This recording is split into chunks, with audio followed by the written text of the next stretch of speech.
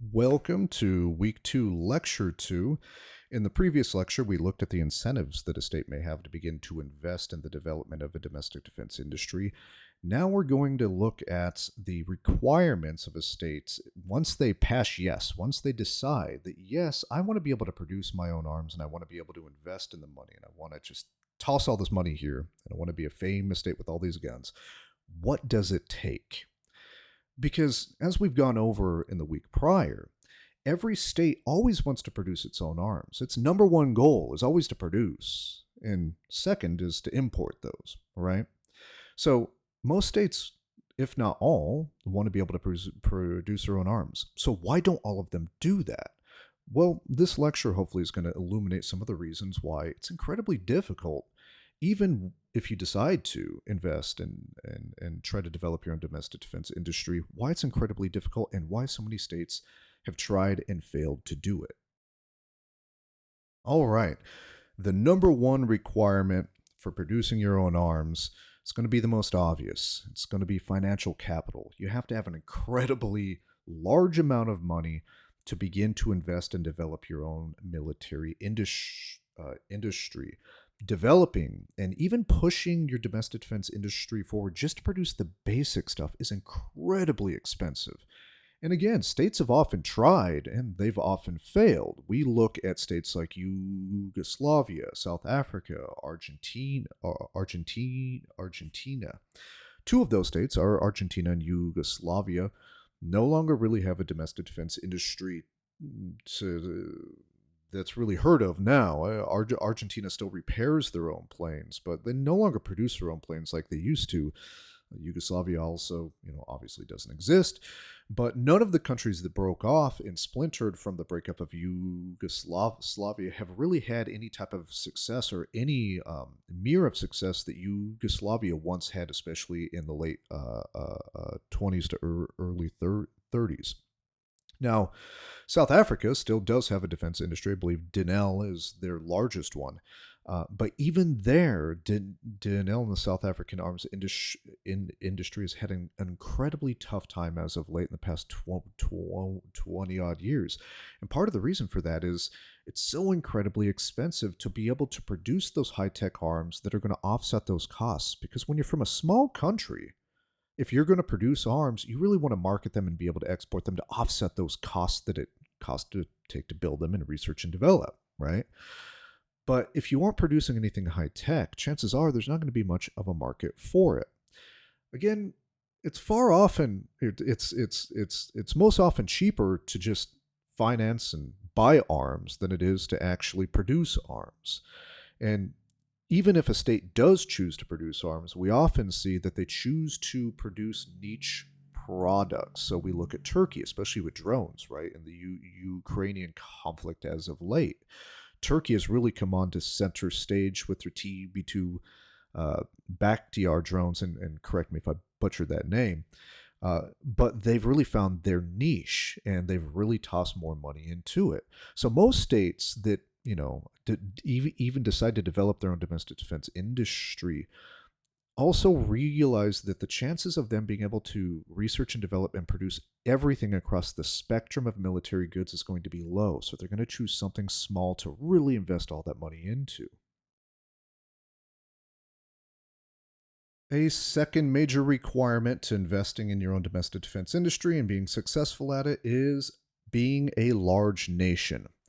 Now, off the bat, that may not make a whole lot of sense, but if we really think about it, it begins to make a lot of sense. The reason why large countries are much more successful at developing their own domestic defense industry is because they have a pool of skilled workers and industry to draw from, usually, right? They also have usually a large military to protect that large landmass. What that allows for is domestic procurement to be at rates where it lowers the unit costs of goods. Remember that the arms production system still operates off of the basic fundamentals of the market, which means that economies of scale still apply here. So the more of a particular weapon you produce, those unit costs are going to decrease. So in the US, Most defense firms still overwhelmingly supply the U.S. military for domestic procurement. They can survive off of that procurement alone, although the U.S. has really pushed for exports in the past 20 years, but that's for a later week and later lecture. The fact is having a large military offsets those costs and can keep your domestic industry funded and rolling. And lastly, probably one of the most obvious pieces about why a large country tends to matter when developing your own domestic defense industry is because you have a larger population that you can tax from, which also means that you can extract that money to be able to fund your domestic defense industry even if things aren't being able to be sold, right? So if you're developing your domestic defense industry, you produce a tank, let's say, and it's just not being sold, well, your domestic military can absorb that and pay for that, and you have the tax money behind it to be able to at least get you through those rough times as far as purchasing and keeping the money to keep your domestic defense industry rolling. Another major requirement for establishing your own domestic defense industry is going to be a decent level of industrial development. So, a domestic defense industry needs an advanced level of industrial capacity to leverage raw and finished material, labor, and infrastructure to be able to produce something that's going to be worthwhile and possibly marketed on the international stage. States with low levels of industrial capacity will find it incredibly difficult to establish a domestic defense industry. So, even if we take examples of large countries, let's say the Democratic Republic of Congo, which is an incredibly large country, why don't they have a domestic defense industry? Well, it's because they have a low level of industrial capacity. That industrial base just isn't there. Remember, especially now, more than any other period in time, the production of defense goods is going to be high tech. You want to be able to have high tech arms because those are the only things that really have an overmatch capability on the battlefield, and it's the only thing that any country wants if you're going to try to sell it. So if you're trying to make a high tech good that takes all these semiconductors and circuits and things like that, you have to have industrial development within your country. You already have to have some of that machinery there, some of, even at the very basic level, coal mines, something to extract those raw resources.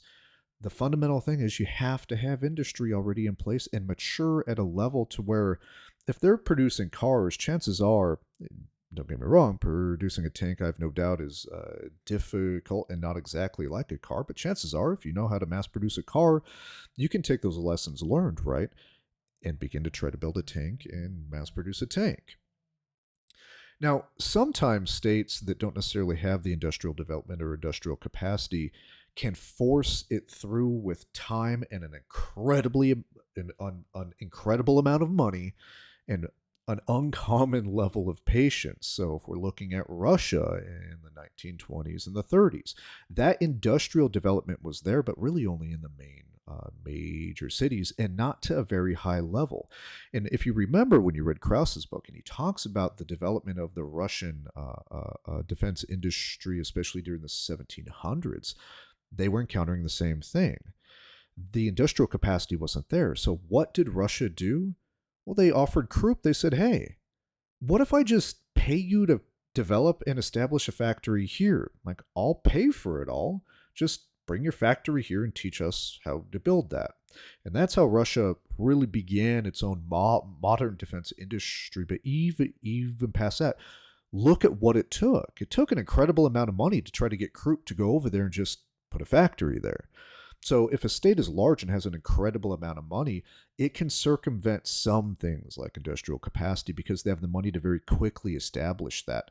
But it's pretty uncommon, and it usually takes a large, very rich state to be able to do that.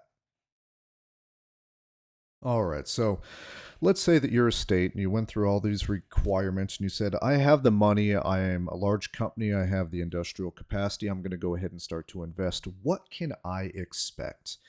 Well, in the International Arms Production and Trade Scholarship, there is a ladder of defense industry development, which has kind of been an accepted evolutionary process for the past 50 years. Now, in the next lecture, I'm going to blow it all apart, but it's incredibly important for you to understand the basis because this is what most countries really still now perceive the ladder or the evolutionary of defense industry development. So they think if they start at point A, that eventually over time they're going to end up at D, which is going to be the tip top of producing these high-tech arms that are marketable and are really the tip of the spear for tech innovation at that point in time. Now, if this was the case, that would mean that almost every state that began at the ladder of defense industry development at spot A, per se, on the very left side of the graph on the screen here, that would assume that if they started at A, well, they're eventually going to get to D. There is, some scholars have called this a natural history of defense industry development. Well, if that was the case, why are there so many failures out there? But that's for next lecture. Let's go ahead and go over the basics of the commonly understood or commonly held ladder of defense industry development. So let's say that you pass all three and you're like, okay, I'm a state, I'm large, I have the industrial capacity, I'm going to go ahead and invest. Well, where do I start? Well, most states start at level A on the very left. Now, this is going to be things like local maintenance and overhaul of very simple weapons, guns, tanks, and things like that. Then it's going to move up to B, up to license assembly, maybe some local component production. So you may buy planes from Russia and and they're shipped to your country and you basically put all those together. The next step is going to be license production and assembly, co-development, and production of less advanced arms with foreign partners. So this is when you get into a co-production agreement. Let's say that Raytheon here in the U.S. decides to pair up with the Emiratis to at least assemble a laser-guided rocket. All right, that would be step, right in between B and C. From there, you would eventually get to indigenous research and development and production of less sophisticated arms and licensed production of advanced arms. Now, this is kind of the place where India's at a tad bit, especially when they just developed and flew their indigenous fighter aircraft, the Tejas, was 3 or 4 years ago. But what they also do is they have licensed production from Russia to be able to make the Su-30. They got to the point where they can, as long as you give me permission to build the plane and give me the specs for the plane, I have all the machinery, I have the know-how to be able to build that and then put it all together. From there, you're going to move on to co-development and production of advanced arms with foreign partners. So this is what we're seeing a lot in Europe with all the consortium. So we're looking at it with the new Euro tank, although I think France backed out on it. We also see it with the Eurofighter. Many of the European nations are beginning to kind of come together and be able to wholeheartedly, and wholly invest in these larger production issues, which just take a lot of money to do, and no country wants to foot the bill by themselves. And eventually you get to D, which is where the U.S. is at, which is the indigenous research and development and production of advanced arms. So it's not only that you can produce advanced arms, it's the fact that you have the money and you have the wherewithal, you have the skill, you have the labor, you have the production to be able to research and develop and keep at that tip of the spear on the razor's edge of arms production. And remember why that's so important.